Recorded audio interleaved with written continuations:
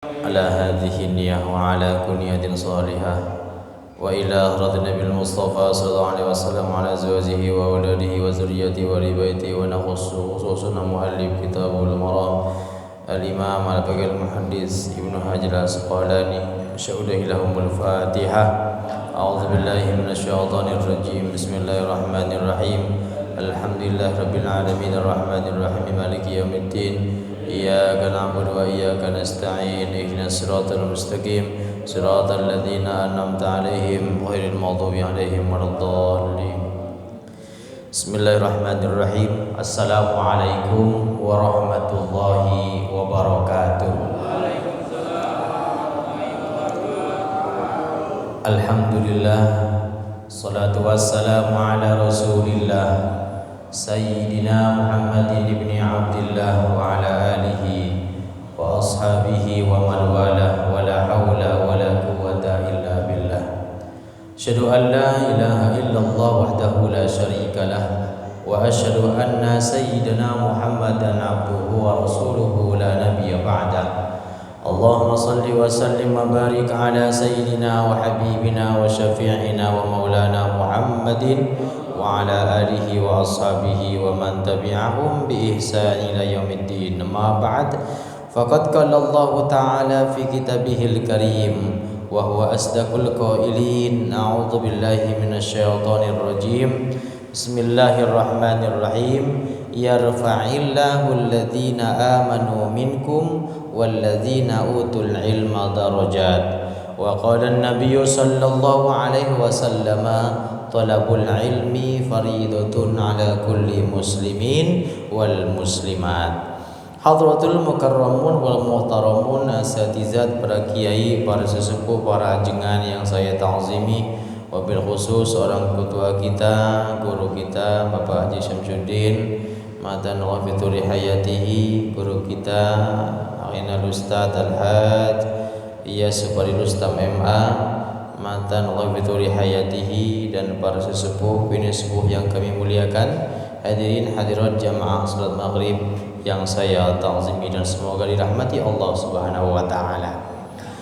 Alhamdulillah, tidak terasa sekarang kita sudah berada di tahun yang baru, berada di bulan Muharram.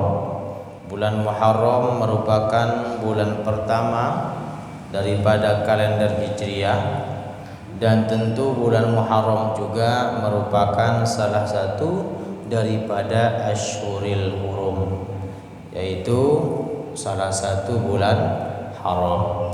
Maka alangkah mulianya kita hari ini nimba ilmu sebagai bukti kita ini beribadah kepada Allah dan ingin menyempurnakan ibadah dengan cara menuntut ilmu atau talabul ilmi. Mudah-mudahan Allah rahmati pertemuan kita yang sebentar ini, yang sangat sedikit ini, semoga manfaatnya luas. Amin ya rabbal alamin. Baik jamaah sekalian, oleh karena tadi disampaikan sama guru kita Bapak Kiai Haji Iyas Supari Rustam bahwa hari ini saya baru berjumpa dengan Bapak Ibu sekalian.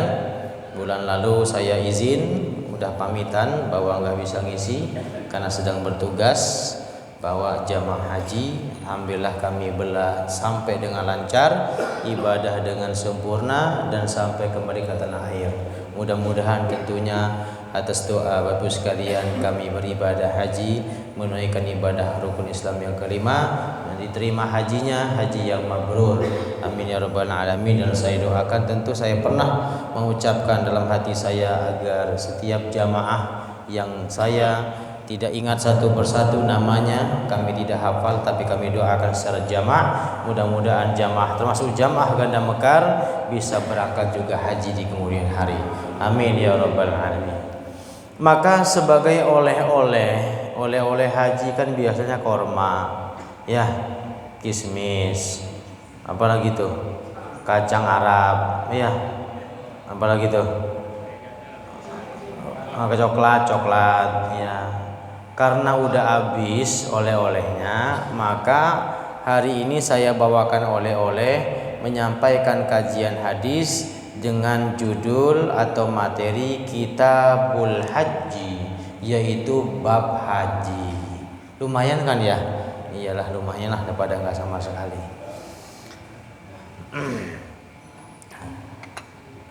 Ya baik, kenapa saya sampaikan bab haji?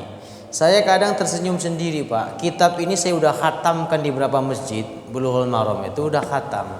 Cuma di bab haji sering sekali saya rongkap. Saya nggak menyampaikan bab haji. Di beberapa taklim masjid ini kitab udah khatam sebenarnya. Karena saya ngaji itu udah puluhan tahun.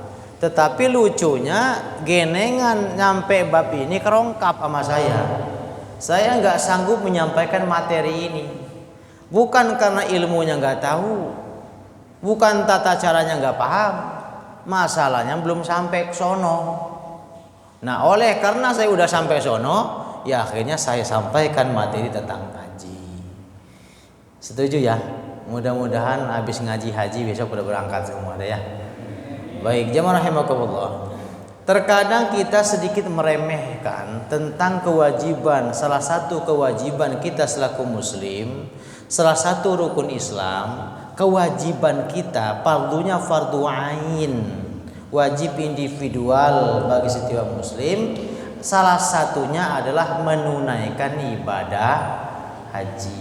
Karena ibadah haji itu rukun Islam yang kelima, wajib kudu. Cuma memang masalahnya kenapa umat Islam itu mayoritas tidak ada semangat untuk ngumpulin duit, tidak bahkan niat pun ora. Kenapa? Karena pertama memang kita jarang sekali mendengarkan pengajian yang ngebahas bab haji. Kita dengar bab haji itu kalau manasik haji atau ngikut walimatus safar. Bener. Sementara ceramah itu bukan ngaji. Ceramah itu kan cuma apa? Siraman rohani. Jadi kurang tersentuh. Saya paham itu kelemahan para asatidz termasuk kami itu enggak menyampaikan bab haji. Dirongkap terus. Sebenarnya bukan enggak pengen nyampein. Menyampaikan sesuatu yang belum kita lakoni itu berat Pak. Apalagi haji. Takutnya ntar disampaikan materi haji ditanya di sono ngapain aja, pelanga pelongo kan gak enak. Nah oleh sebab itu pantaslah jika masjid ini selama saya pulang haji sepertinya masjid keempat yang saya sampaikan materinya tentang bab haji. Baik, tadi saya sampaikan mayoritas orang kita ini tidak terbesit untuk berhaji, padahal dia sadar bahwa haji itu wajib, sadar wajib itu rukun Islam. Pertama kurang materinya kurang disampaikan secara kontinu terus menerus sehingga orang lalai. Yang kedua, masalahnya mayoritas kita ini berpemahaman bahwa haji itu kan kalau mampu. Akhirnya umat Islam bersembunyi dalam kalimat jika mampu itu. Begini ayatnya. Bismillahirrahmanirrahim. Walillahi 'alan nasi 'ajjul baiti man istata'a ilaihi sabila. Kan begitu ayatnya. Dan kewajiban manusia kepada Tuhannya, salah satu kewajiban manusia kepada Allah yaitu menunaikan ibadah haji. Menunaikan ibadah haji merupakan salah satu rukun Islam, salah satu kewajiban manusia kepada Tuhan. Man istata'a ilaihi sabila, bagi orang yang mampu melaksanakannya. Abong-abong, ngerti abong-abong? Mentang-mentang di ujung ayat ini ada kalimat man istata'a ilaihi sabila, akhirnya kita merasa emang gak mampu. Kan haji itu kalau mampu. Nah baik, mampu untuk berhaji itu pertama mampu secara finansial, duitnya ada. Yang kedua mampu secara fisikal, jasadnya sehat, badannya. Nah kalau sudah mampu, uangnya ada, sehat, raganya, jasadnya sehat, maka wajib menunaikan ibadah haji. Kalau tidak mampu tapi nggak berangkat, tunggu matimu baik dalam keadaan Yahudi atau Nasrani. Ngeri loh Pak. Nah baik, kita bahas tentang mampu. Man istata'a ilaihi sabila, yang dijadikan alibi kenapa kita ini tidak terbesit keinginan untuk berhaji. Kenapa? Karena merasa nggak mampu. Baik. Perasaan tidak mampu atau merasa tidak mampu perlu dibahas, perlu ditelaah, perlu diajukan peninjauan kembali seperti kasusnya Pina Cirebon, PK. Ya, siapa yang ngajuin tuh? Saka Tatal. Nah iya, peninjauan kembali. Kita meninjau kembali perasaan kita yang merasa nggak mampu. Coba ditinjau lagi. Biaya haji sekarang ini 59 juta biaya haji. Nunggu selama 29 tahun. Kita bahas dulu angkanya dulu deh. 59 juta. 60 dah lempengin sama ongkos. Ya, sama keriaan walimatu safar 5 juta. Cukup nggak 5 juta tuh? Cukup. Ora. Enggak usah dihitung. Ongkosnya aja 60 juta. 60 juta kalau kita sudah ada maka wajib menunaikan ibadah haji jika ditambah fisiknya mampu. Sekarang kita bahas 60 juta. Masihkah kita merasa nggak mampu dengan angka 60 juta? Masih nggak mampu. Baik. Ya kalau jujur ya, saya pengen jujur. Nggak usah ke Allah, diri sendiri. Rumah BTN itu paling murah harganya sekarang 300 juta. 10-15 tahun selesai lunas. Padahal haji berapa? 29 tahun. Mobil paling murah 200 juta. 200 juta 45 tahun kelar. 200 juta selesai. Selama 4 atau 5 tahun. Haji yang hanya 60 juta kita bilang tidak mampu.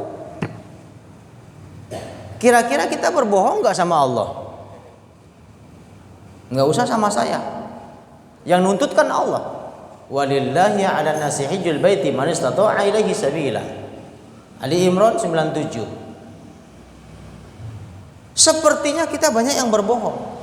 Sepertinya kita bukan gak mampu, memang gak mau. Enggak menimbulkan hasrat, enggak berniat, enggak ada giroh untuk pergi ke sana. Itu soalnya Pak. Dan saya maklum kenapa? Karena materi haji ini enggak pernah disampaikan di pengajian, hanya di manasik doang. Manasik tuh orang udah mau berangkat dikasih materi, sementara orang yang belum enggak dikasih materi. Pantas mereka enggak bergeming, pantas mereka sembunyi kalau kita enggak mampu. Inilah tujuan saya. Dari dulu pengen banget menyampaikan bab ini. Karena kita banyak terlena dengan kalimat jika mampu. Betul kayak? Ya. Maka ditimbulkan sekarang bahwa saya insya Allah akan berangkat haji kapanpun waktunya. Karena secara materi sesungguhnya kita mampu mengumpulkan 60 juta. Baik, yang kedua. Sekarang kalau alasannya mampu secara fisik. Karena daftar tunggu 29 tahun. Yang hari ini baru niat umurnya 60 tahun ditambah 29 berarti umurnya nanti berangkat 90 tahun kurang setahun. Pertanyaannya, emang nyampe segitu? Emang masih hidup segitu? Orang yakin. Ukuran orang ganda mengkar umur 90 tahun saya orang yakin. Orang. Kalau ganda mengkar dulu iya, zaman sekarang mah ya 60 tahun kayak udah kayak token listrik udah mau habis. Tit. Ya asam urat, kolesterol apa baik ada, nunggu 90 lagi. Nah, masalah mampu secara fisik karena tua baru berangkat, karena kita sekarang baru niat, tambah 30 tahun, 90 tahun. Pak, kalau kita sudah berniat, sudah ikhtiar, ada kesungguhan, dibuktikan bahwa kita nabung seperak 2 perak sehari 2 hari, terkumpul, mati di perjalanan, nggak sampai umur meninggal, sudah tercatat pahala haji.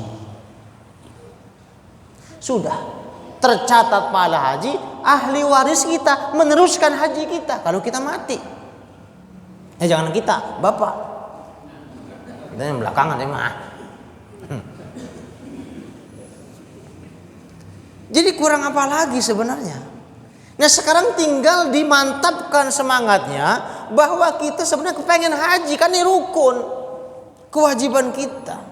Enggak sempurna Islam kita Pak kalau belum berhaji.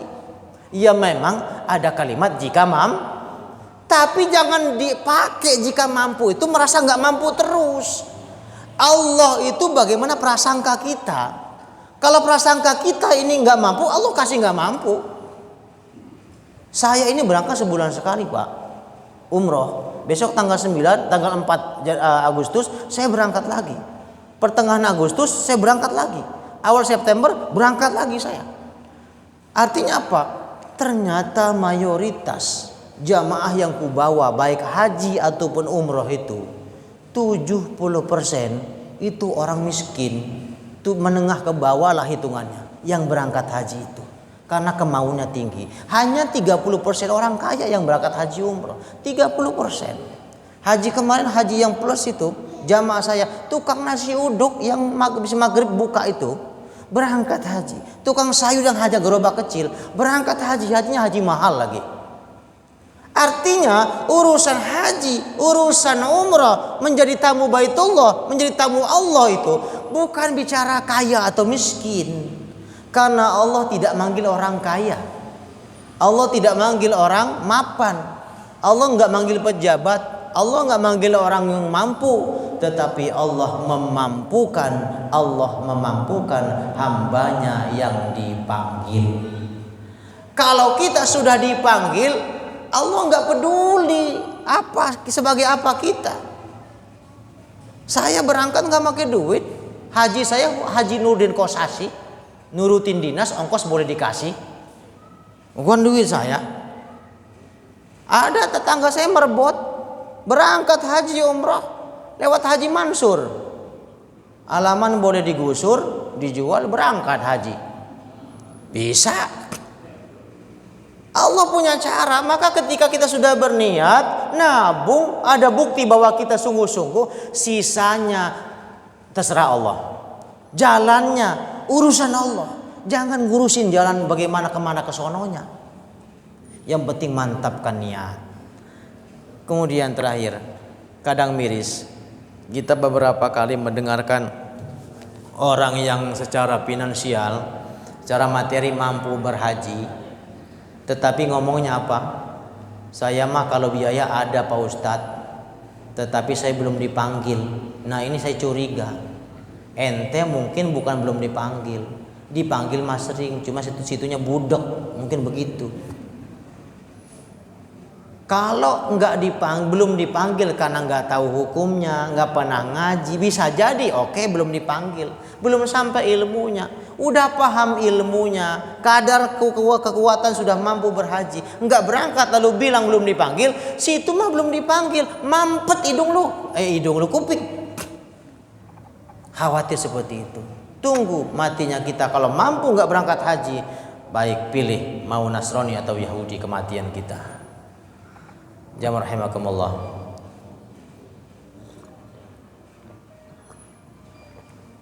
Memang sepertinya orang-orang seperti kita, umat Nabi Muhammad itu,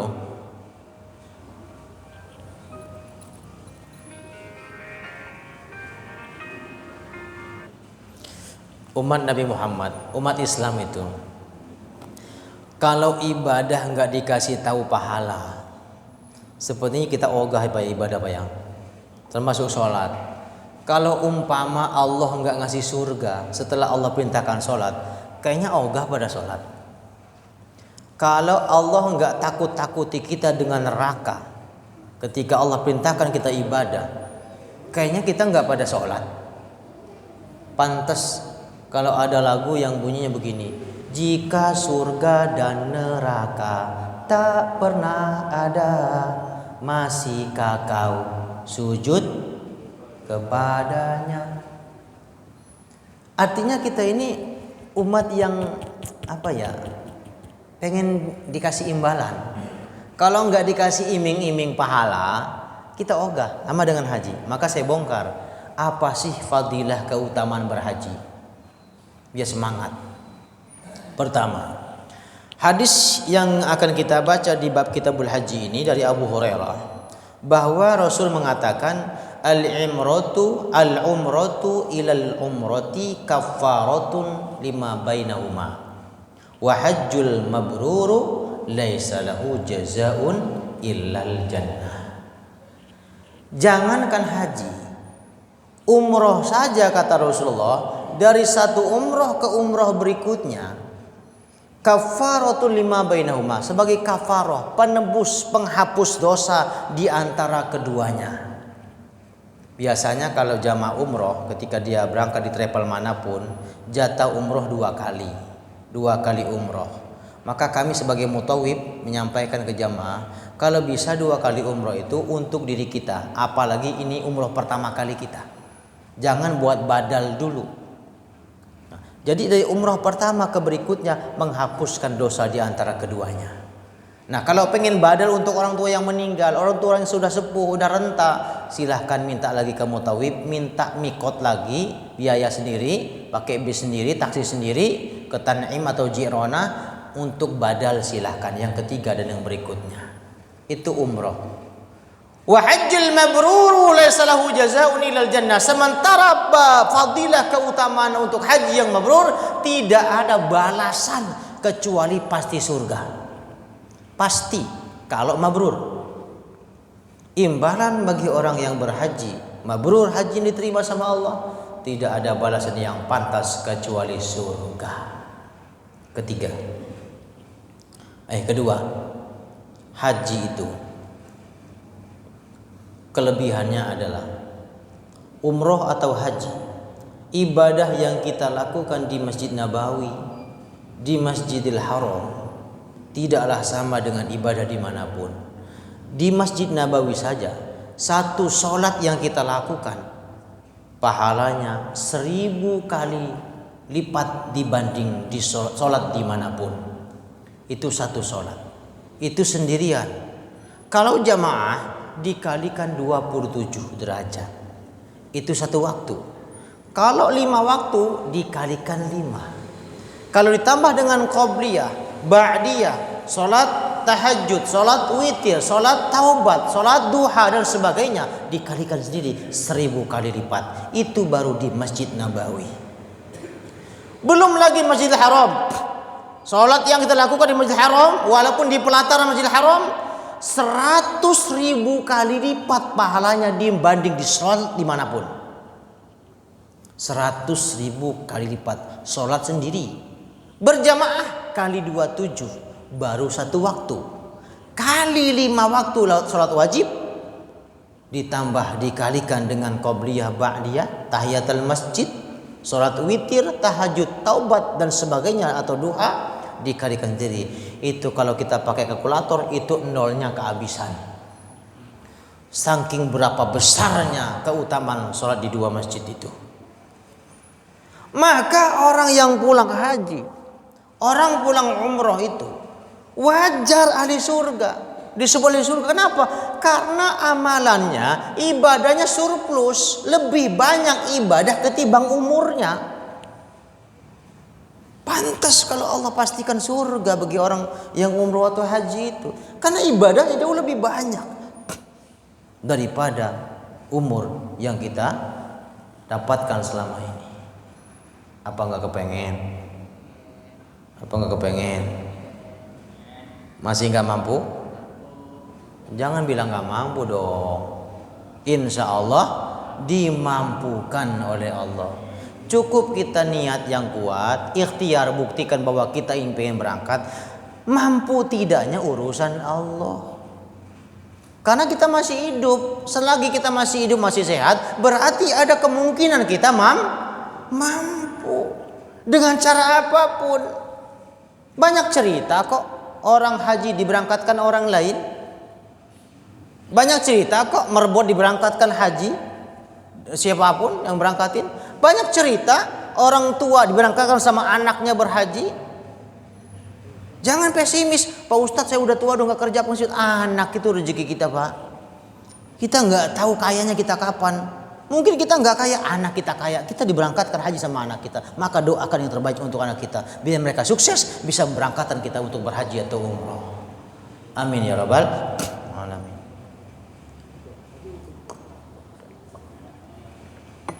Masih kurang semangat? Baik. Dalam hadis hasan sahih riwayat Ahmad dikatakan, orang yang berhaji itu dapat memberikan syafaat ke 400 ahli keluarganya jika mabrur. Orang haji mabrur bisa memberikan syafaat bantuan kepada keluarganya sebanyak 400 orang. Kurang semangat? Baik. Selama kita hidup di Indonesia, di negara kita belum berhaji, kesombongan di mana-mana yang kita banggakan. Yang yang punya harta sombong dengan hartanya, yang pejabat sombong dengan jabatannya.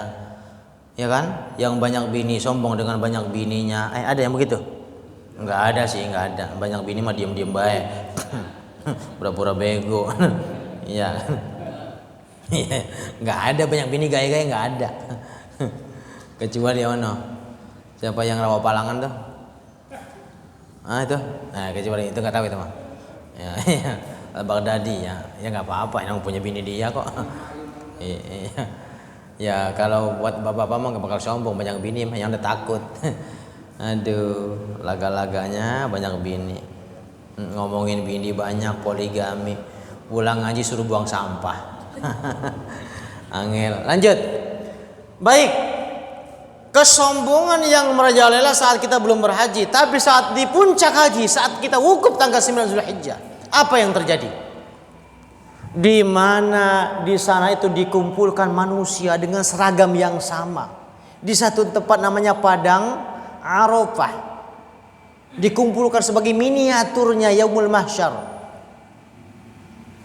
Di sana kita wukuf diam sejenak. Enggak ada jajanan sedikit pun. Banyak duit kayak apapun percuma, nggak bisa jajan. Maka di sana nggak ada kaya miskin, nggak ada pejabat rakyat, nggak ada RT RW, nggak ada, semua sama semua. Di sana kita betul-betul menyadari betapa kita ini lemah di hadapan Tuhan. Maka kenapa disebut dengan wukuf Arafah? Wukuf itu artinya kita berdiam diri, berdiam sebentar untuk memikirkan diri kita, muhasabah. Arafah mengenal, ini kita siapa sih? Yang hanya 2 helai yang kita pakai ihram itu, dengan nggak ada embel apa-apa. Ini kita siapa sih? Di sanalah berlaku inna akramakum indallahi atqakum. Yang dimana kalau sini kita masih yang soleh merasa paling alim, yang pintar merasa paling pintar, di sana baru berasa, ya Allah, ternyata semua manusia sama di hadapan Tuhan. Yang beda cuma takwa. Kita nggak tahu mana yang presiden, mana yang RT, RW, nggak, semua sama, semua satu hukum Arafah. Di sana kita mengenal jati diri kita. Maka kata Rasulullah, man arafa rabbahu, man arafa nafsahu, arafa rabbahu. Siapa orang yang mengenal dirinya, maka dia akan mengenal siapa Tuhannya. Artinya berhaji mengembalikan hajati diri kita bahwa kita sebenarnya manusia yang tidak ada apa-apanya di hadapan Allah Subhanahu wa taala. Jika berhaji masih sombong karena harta kita, ingat, si Korun kurang kaya apa? Allah tenggelamkan di perut bumi, ditelan oleh perut bumi, sombong karena hartanya. Jika Anda sombong karena pangkat, jabatan, tahta, status sosial, Fir'aun kurang hebat apa? Allah tenggelamkan di Laut Merah. Jika kita sombong karena ilmu, karena ibadah kita yang rajin, lalu merasa orang itu neraka semua, salah semua, ahli bid'ah semua, merasa paling hebat, ahli surga. Ingat, iblis kurang soleh apa? Iblis kurang pinter apa? Allah laknat, masukkan neraka jahanam, khalidina fiha abada, kekal selama-lamanya karena kesombongan akan ilmu dan kesolehannya. Maka di sana di wukuf Arafah itu banyakkan manusia menangis. Di bawah terik panas kemarin itu 50 derajat, Pak. Saya merenung, panasnya luar biasa. Walaupun ada tenda tetap panas 50 derajat. Panas bukan dari atas, bumi itu, tanah itu encus panasnya ke kita, nyambar. Maka orang haji itu mukanya hitam semua, nyambar. Saya berpikir, 50 derajat ini nggak ada apa-apanya dibanding yaumul mahsyar nanti, saat matahari hanya 1 jengkal di atas kepala kita. Kayak apa? Pecah itu kepala kita, isi kepala itu semuanya keluar. Saking panasnya, maka di sana kita bersadar, ya Allah, ternyata seperti ini gambaran padang mahsyar yang panasnya enggak seberapa, 0 kali lipatnya dibanding daripada panasnya padang mahsyar kelak di akhirat nanti. Artinya orang haji itu pulang mereka sadar, ternyata harta yang kami dapatkan selama ini enggak ada apa-apanya di hadapan Allah, karena enggak ada gunanya. Kita merasakan harta itu enggak ada apa-apanya saat wukuf di padang Arafah, di mana kita punya kesempatan untuk belanja, untuk beli es batu, beli apapun kita bisa beli, tapi nggak ada dagangan. Kalau ada orang wukuf pernah jajan, jangan-jangan itu dia wukufnya di puncak Bogor. Kalau di Uhud banyak jajanan, bener. Di Taif juga banyak jajanan, iya. Tapi kalau Anda di wukuf banyak jajanan, itu bohong, nyasar itu wukufnya tuh. Ya kalaupun ada orang ngasih makanan, pemberian, orang ngasih air minum itu betul. Tapi kalau jajanan tidak ada. Artinya apa? Kita mengenal jati diri kita di sana. Karena puncak haji, al-hajju Arafah. Haji adalah wukuf di padang Arafah. Itulah beberapa keutamaan di antara 11 keutamaan berhaji yang nggak mungkin saya sampaikan semua, tapi minimal itu menyemangati kita agar mulai saat ini gerakkan hati kita bahwa kita sebenarnya ingin berangkat haji. Terlebih yang masih muda-muda masih ada harapan untuk berhaji. Jangan khawatirkan nyampe atau tidak, daftar aja dulu. Daftar ikhtiar, seberapa mampu kita mengumpulkan duit, kumpulkan semampu kita. Mau per hari, per minggu, setahun, silahkan kumpulkan. Sisanya Allah yang punya cara bagaimana cara memberangkatkan hambanya yang telah dipanggil.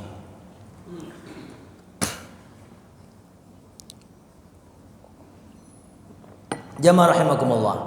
Lalu yang hadis yang kedua, ini buat para perempuan ya. Ada perempuan, ibu-ibu ada, mama ada, janda ada. Nanya doang nanya. Wa an Aisyah radhiyallahu anha qalat, dari Aisyah radhiyallahu anha beliau bertanya kepada Rasul, ya Rasulullah, qultu ya Rasulullah, alan nisa'i jihadun, apakah ada kewajiban jihad bagi perempuan? Apakah kami para perempuan tuh kudu ikut jihad? Kata siapa? Aisyah. Qala na'am, iya. Iya, perempuan juga berkewajiban untuk jihad. Alaihinna jihadun, bagi mereka jihad, la qitala fihi, enggak usah perang. Jihadnya bagi perempuan tuh enggak usah ikut menghunus pedang untuk berperang, enggak usah. Biar laki-laki aja. Tetapi jihadnya bagi perempuan al-hajju wal umratu. Jihad bagi perempuan adalah haji dan umrah. Dalam mazhab Syafi'i, bagi orang yang belum mampu berhaji, enggak mampu atau belum mampu karena biayanya belum cukup, enggak mampu karena nunggunya masih lama, ketika dia mampu berumrah, maka umrah pertama kali itu hukumnya wajib. Kalau sudah mampu di mazhab Syafi'i. Kalau kita belum mampu berhaji, belum mampu untuk menunaikan ibadah haji karena biayanya atau sudah tunggunya lama, saat ada kemampuan umrah, ada dananya, kuat, sehat, maka umrah pertama itu hukumnya wajib, minimal seumur hidup sekali. Karena umrah dan haji hanya beda satu rukun, yaitu wukuf di padang Arafah. Sebagai gambaran, rukun haji itu ada 6. Yang pertama tentu niat, berihram dari mikot. Ya, niat untuk berhaji, nawaitul hajja. Kalau haji kiron, nawaitul hajja wal umrata.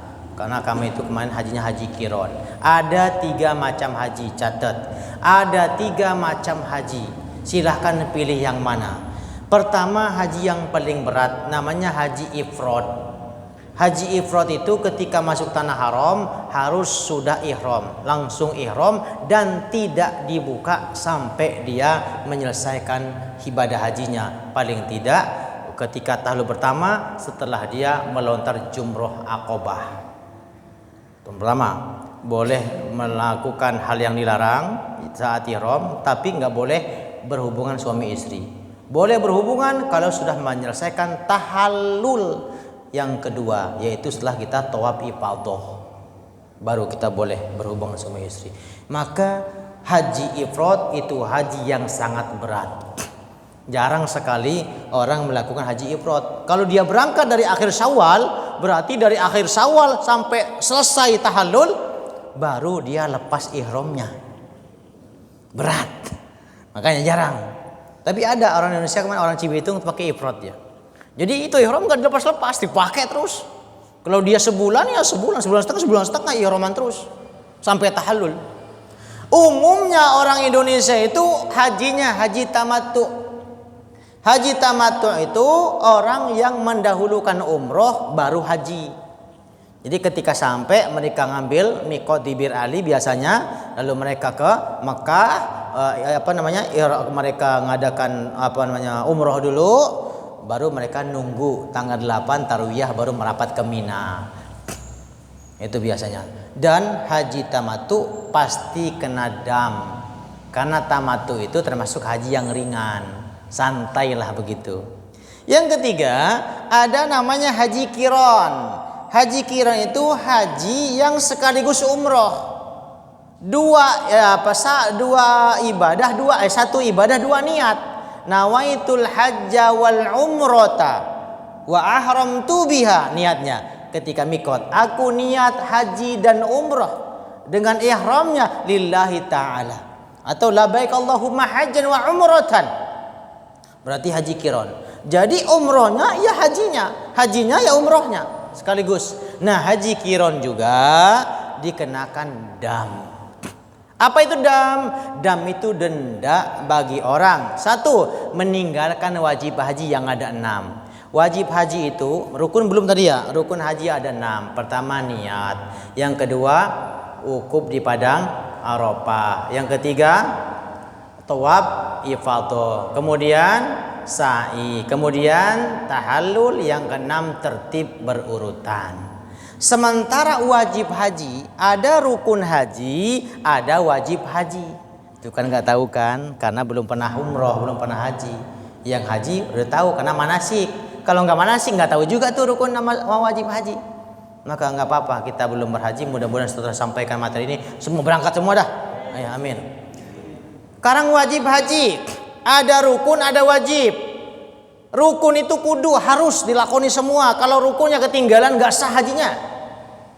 Ada orang haji nggak wukuf nggak sah. Kayak kemarin tuh ada yang ketangkap-tangkap tuh sampai nggak ke Arafah nggak wukuf, maka hajinya bukan haji tapi jalan-jalan tamasya. Nggak haji, nggak sah karena rukunnya ketinggalan. Tapi kalau wajib haji itu kewajiban bagi orang yang berhaji. Tapi kalau dia nggak melakukan karena udzur syar'i seperti sakit nggak mampu, atau kesurupan atau pingsan umpama, bisa diwakilkan atau bisa tidak hadir, tidak mengikuti, dengan syarat bayar denda. Nah, wajib haji ada 6 juga. Yang pertama catat, benda pulpen kan nih? Ihram dari miqat itu wajib haji. Bagi yang kemarin yang pakai visa ziarah, sebagian mereka nggak miqat. Kenapa? Kalau miqat di Bir Ali, Tan'im, Jirona, Qurun Manazil, ketahuan polisi, ketangkap nggak jadi haji, yang ada deportasi. Ada tuh. Maka biasanya mereka tarkul miqat, meninggalkan miqatnya. Ihram tapi nggak miqat, nggak di tempat yang ditentukan. Pertama wajib haji itu adalah ihram dari miqat. Niat miqat ditentukan di mana tempatnya. Yang kedua, mabit di Muzdalifah. Setelah wukuf itu kan rukun, baru berangkat ke Muzdalifah. Mabit sebentar, ambil batu kerikil buat lontar jumroh aqobah. Nah, pertama wajib haji itu mabit dari miqat. Yang kedua apa tadi? Lupa lagi. Yang kedua apa? Mabit Muzdalifah, ngambil kerikil untuk lontar jumrah Aqabah 7 kali. Yang ketiga, lontar jumrah Aqabah juga wajib haji. Yang keempat, mabit di Mina selama malam hari tasyrik. Yang nafar awal 2 malam, yang nafar sani 3 malam. Kemudian lontar jumrah ula wustu Aqabah 3 kali itu selama 3 malam kalau dia nafar sani. Kalau kami kemarin nafar awal cuma 2 malam doang dari tasyrik. Kemudian apalagi salah satu daripada wajib haji adalah wada, tawaf wada. 6 itu rukun wajib haji. Salah satu ditinggalkan sah hajinya tapi bayar denda. Asnaf tingkatan bayar dam ada 3. Yang pertama hadiyu. Hadiyu bagi orang yang meninggalkan wajib haji atau melanggar larangan ihram. Seperti pakai wewangian setelah ihram, pakai yang berjahitlah ihram, kemudian ngebunuh binatang, maka mereka wajib bayar dam. Dam yang paling berat nyembelih kambing, kurang lebih 3 jutaan sampai 3,5. Enggak mampu bayar hadiu, silahkan fidyah, ngasih makan 6 fakir miskin. Enggak mampu ngasih makan fakir miskin 6, puasa 3 hari di sono di haram, 7 hari di Indonesia. Tuh bentuk-bentuk dam. Mungkin sedikit pusing kita karena boro-boro mikir begituan Ustaz. Nah, niat gebelon. Enggak apa-apa. Yang penting kita sudah tahu duluan. Andai kata besok lusa Allah kasih kemampuan, kita sudah tahu ilmunya. Amin ya rabbal alamin. Baik, itu saja karena saya ada acara lagi, acara Muharraman. Mohon maaf kalau waktu sedikit. Barangkali ada pertanyaan, silahkan dipertanyakan tentang bab haji atau umrah. Wallahu a'lam bishawab.